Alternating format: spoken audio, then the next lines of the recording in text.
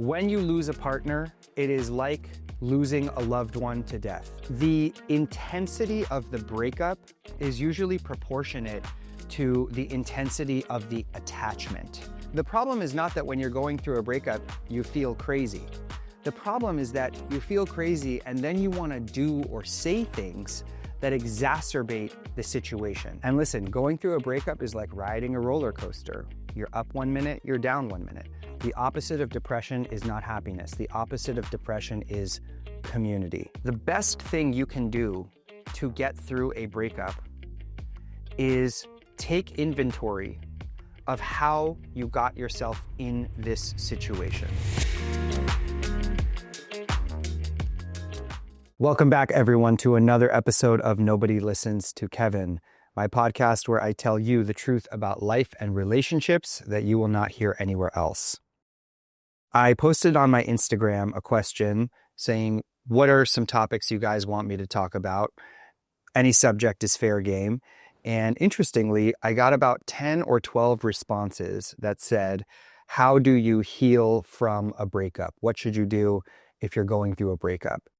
Also, interestingly, about half of those said healing from a breakup after narcissistic abuse or after dealing with a narcissist. Now, if you have dealt with somebody who you think is a narcissist, that is a completely different can of worms. So I am going to answer that question in a separate episode. But today I want to talk about how to heal from, I guess you could say, a normal breakup. So let's say you dated somebody for a year, 2 years, 6 months, whatever it is. They're a good person, you're a good person, and maybe family got involved, maybe your values didn't align, maybe the communication was really off. Let's assume you were not dealing with somebody who had a personality disorder, because that is a totally separate subject. But for some reason, you dated and it didn't work out. Maybe you got engaged and the engagement was broken off. Perhaps you got married and you had to go through a divorce. And now you are in a period where you feel anxious, you feel lonely, you feel some symptoms of depression. You're having a really hard time moving on from it. What should you do in this situation? How do you heal from that type of breakup? Today, I want to go over what I call the breakup 8. These are the 8 factors that I believe are most critical in healing from a breakup. And I want you to stick with me to the end, because factor number 8 is the one that I really don't hear a lot of coaches and therapists talking about. And I believe that that one is perhaps the most integral. So before we get into these 8 factors, first I just quickly want to talk about what is happening in your brain and in your body when you're going through a breakup. This is something that I think is highly misunderstood. First of all, it is okay to feel like an absolute crazy person when you are experiencing a breakup. And the reason is that your brain literally thinks that you are withdrawing from a drug like crack or heroin.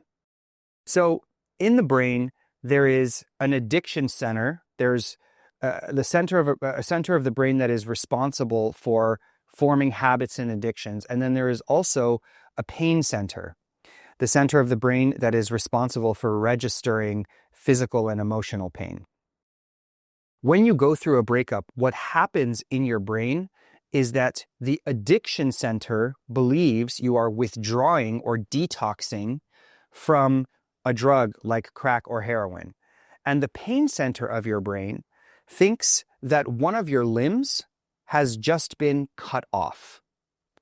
In other words, your brain cannot differentiate between losing the attachment to a person, aka a divorce or a breakup, and physically having your arm amputated.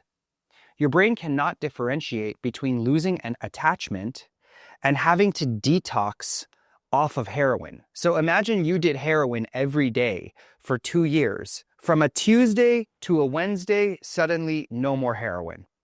You're going to have all of the physical symptoms if you're withdrawing from heroin, but you're going to have all of the emotional symptoms. Your sleep is going to be messed up. You're going to have crazy anxiety. You're going to have racing thoughts. You're going to fall into depression. You're going to have low motivation. You're going to want to isolate yourself. right? Same thing as if, God forbid, you got into some sort of horrible accident and one of your limbs was crushed. Not only are you going to have the physical pain in that case, but you're going to have all of the emotional symptoms as well. And that's what's happening when you break up with someone to whom you have formed an attachment. Now, you might think, oh, I've never been through this before. My breakups have been pretty normal, or I haven't had that type of symptomatology where I feel so crazy. And if that's the case, then great, right? I guess you won the cortical lottery. But the intensity of the breakup and the emotional fallout is usually proportionate to the intensity of the attachment. So if you were incredibly attached to someone, or if you were incredibly enmeshed with them, or if you bonded to this person very strongly on an emotional and a physical level, then when you go through the breakup, you're going to feel much more intense, crazy breakup symptoms than if the attachment were not as deep. Let's assume you've built a strong attachment to a person and now you are having a really hard time as you go through this healing process. What do you need to do? So the first one in the breakup 8 is therapy. When you lose a partner, it is like losing a loved one to death.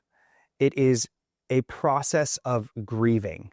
Your brain is also processing this loss as if it were a death. The problem is not that when you're going through a breakup, you feel crazy.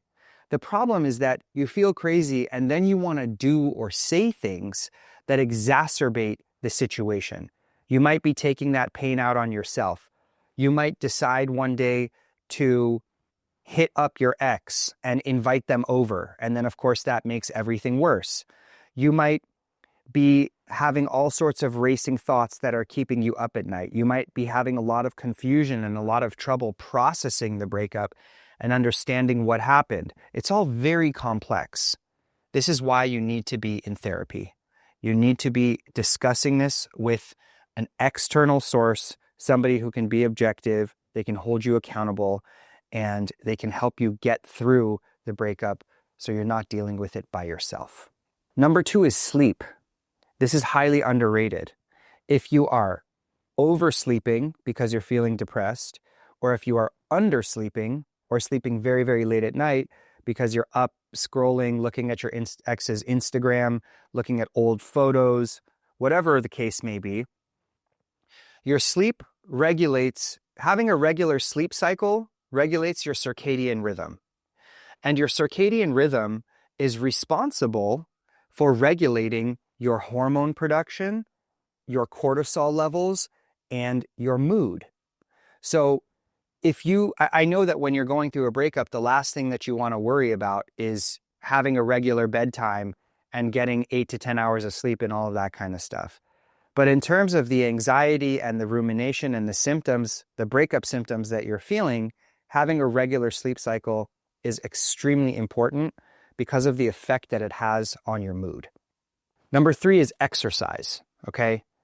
Listen, I know that it might sound obvious, but it's not that you don't know this. It's that when we're going through a breakup, we lose motivation to get off our asses and go work out. But the thing that might blow your mind is that all of the studies have shown that exercising for 45 minutes, 4 days a week, is as effective in treating anxiety and depression as antidepressant medications. Let me say that again. Exercising for 45 minutes, 4 days a week, has the same effect clinically in treating anxiety and depression as taking antidepressants. The last thing that we want to do when we're going through a breakup is worry about our sleep and our exercise and our nutrition. But in terms of the effect that it's going to have on your mood, it's a game changer. Number 4 is your nutrition, specifically when it comes to anxiety. Having protein in the morning, every single morning, waking up and eating steak, chicken, eggs, Greek yogurt, a protein shake, putting protein into your body the first thing in the morning is also a game changer for your anxiety because it does three things. One, it brings your cortisol level down. It regulates the stress hormone in your body. Two, it reduces the blood sugar spikes, the insulin spikes throughout the day that make you feel anxious and stressed out and give you mood swings. And three, having protein in the morning increases your serotonin. It produces more serotonin in your brain so that you feel good as you go throughout the day. And listen, going through a breakup is like riding a roller coaster. You're up 1 minute, you're down 1 minute. We have to do as much as we can to balance that out by staying on top of our exercise and sleep and nutrition. Okay, so we've covered numbers 1 through 4. Therapy, sleep, exercise, nutrition. Number 5 is social connection, having a feeling of belonging. Everybody knows this is the magic medicine when it comes to going through a breakup. Calling at least one person a day, one of your friends or family members, being vulnerable, telling them what you're going through, asking for support, having them help you laugh. Joining a hiking club, joining a men's group or a women's group. Involving yourself in community. The opposite of depression is not happiness. The opposite of depression is community. And if you're suppressing all of these feelings and going through the breakup alone, it's going to be 100 times harder than if you have a sense of being in a tribe, a sense of fulfillment and belonging from other people lifting you up. I just recorded an episode with a great psychiatrist, Dr. Michael Bruchheim, and I'll be posting that one soon. We talk all about the effect of community on depression, and it's extremely applicable in the case of a breakup. Number 6, meditation. Meditation saved my life, you guys. I meditate every day, twice a day for 20 minutes. I do a type of meditation called Vedic meditation. It's very similar to transcendental meditation you may have heard of. You don't have to do it twice a day. You don't have to do it for 20 minutes. But I actually started meditating because I was going through a horrible breakup back in 2018, and a friend of mine introduced me to my meditation teacher, Bradley, who I plan to have on the show to interview him. Meditation saved my life. It cured that breakup. It cured my anxiety, and I loved it so much that I've stuck with it, and I continue to do it 7 years later. There are a million benefits to meditation, but I want to focus on 2 of them as they apply to breakups. The 2 most important effects that meditation has is, when you're going through a breakup at least, is 1, it calms your central nervous system. It takes you out of the constant fight or flight response. It calms that pang of anxiety that hits you when you realize, holy shit, I just went through this breakup and it feels like it destroyed my life. Being in that parasympathetic nervous response all day long between fight and flight and freeze makes the breakup 10 times harder. Meditation calms all of that down and allows you to be present in the moment.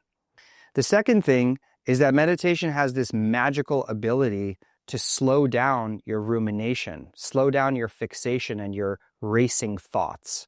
When you're going through a breakup, these thoughts are racing through your mind at 1,000,000 miles an hour, and it's impossible to reconcile them with each other. Meditation slows all of that down and reduces the amount that you're thinking and overthinking, which we all know is not doing you any good and is not helping. Number 7 rhymes with meditation. It is medication. Now, this one is optional. I'm not pushing medication on people.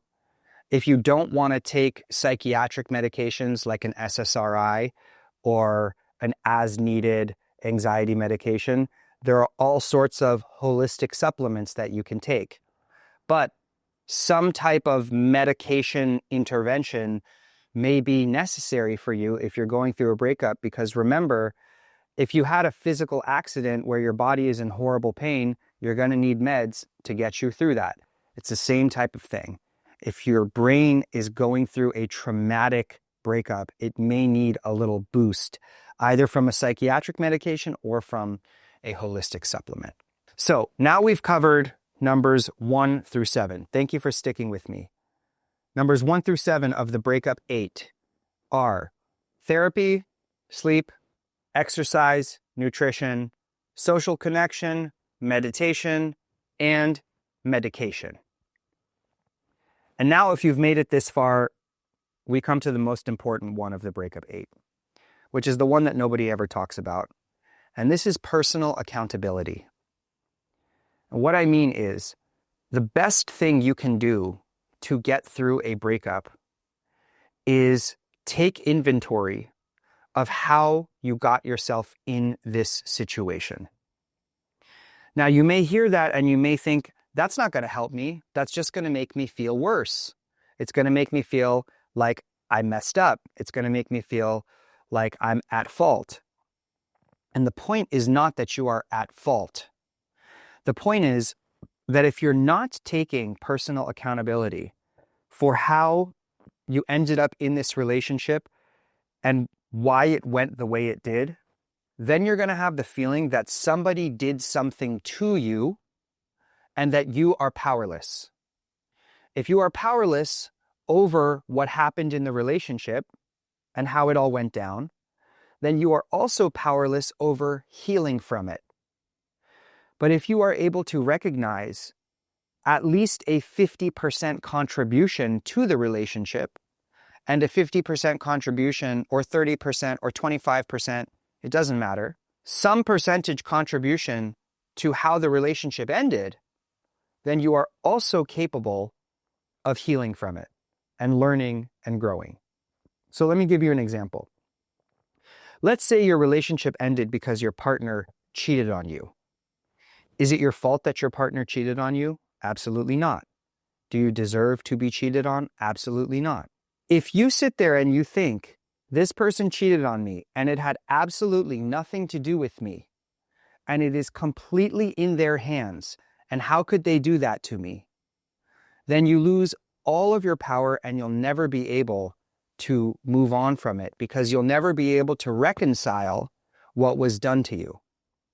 On the other hand, if you think to yourself, maybe there was something I did that contributed to this person wanting to cheat. Maybe I wasn't giving them enough attention or affection, right? Or let's say you didn't do anything at all. What about the fact that you chose this person, right? Even if you didn't know that they were going to cheat on you, even if you thought they were a good person, even saying, you know what, at the end of the day, I take responsibility for choosing this person. It was my choice. Nobody put a gun to my head to be in this relationship. That level of accountability is what is going to allow you to heal, because now the power is back in your own hands.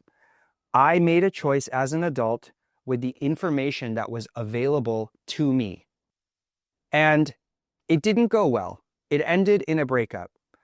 Some of that may be my fault, some of it may not be my fault, but at the end of the day, I take responsibility for being in this relationship, which means I can heal from it. I can move on from it. I got myself into this situation, I can get myself out. As opposed to thinking, this has nothing to do with me. It's 100% on the other person, in which case, all of the other stuff that you do, sleeping well, being in therapy, meditating, connecting with people socially, none of that stuff is going to matter if this personal accountability piece isn't there. This is really the key. And this is the way that I have gotten through all of my breakups. Every time you point the finger at somebody, you have 3 fingers pointing back at you. And that doesn't mean that the breakup is your fault, but it means that it is your responsibility because this person is no longer here. They're not going to come back to help you clean up the mess. And I find that to be incredibly empowering and incredibly liberating. If you know somebody who's going through a breakup, send them this episode. Hope it's helpful. Continue to submit your questions and topics you want me to talk about on my Instagram. And if you want to reach out to me personally, reach out through my Instagram or my website, kevinnahai.com.